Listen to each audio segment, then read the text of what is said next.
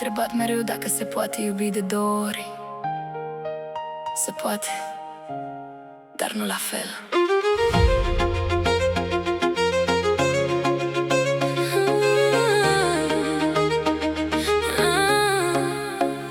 Sunt aici cu el, dar mintea mea e în altă parte. Noaptea asta grea mă trage înapoi în timp. Mâna lui mă ține, dar eu simt altă mână.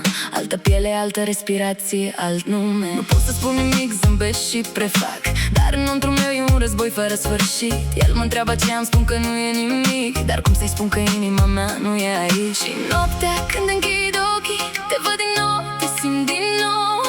Și tot ce-am vrut să uit revine ca un val. E o iubire care nu moară, o rană care nu se închide. Trăiesc un vis interzis în prezent, dar trecutul mă ține legată. Priviri furate, promisiuni sparte, nopți nedormite, inimi despărțite. Oricât aș vrea să te las în urma mea, umbrele tale dansează cu mine în fiecare zi.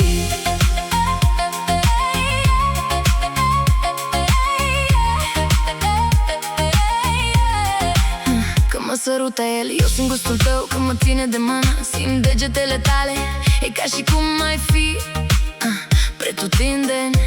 În fiecare melodie, în fiecare col de stradă am încercat să te șterg din amintiri, dar tu e scris în mine cu cerneală permanentă.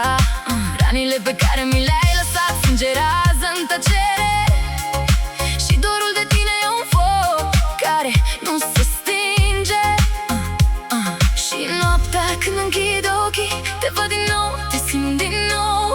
Și tot ce-am vrut să uit revine ca un val. E o iubire care nu moară, o rană care nu se închide.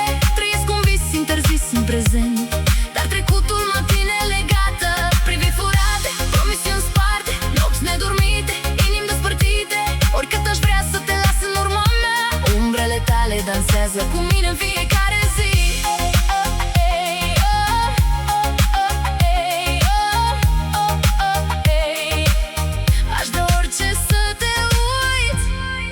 Cine poate uita prima iubire? Aș da orice să nu te mai simt, dar tu ești sub pielea mea. N-am vrut să fie așa, n-am vrut să te pierd, dar viața a ales pentru mine și acum plătesc pentru visul altcuiva. E o iubire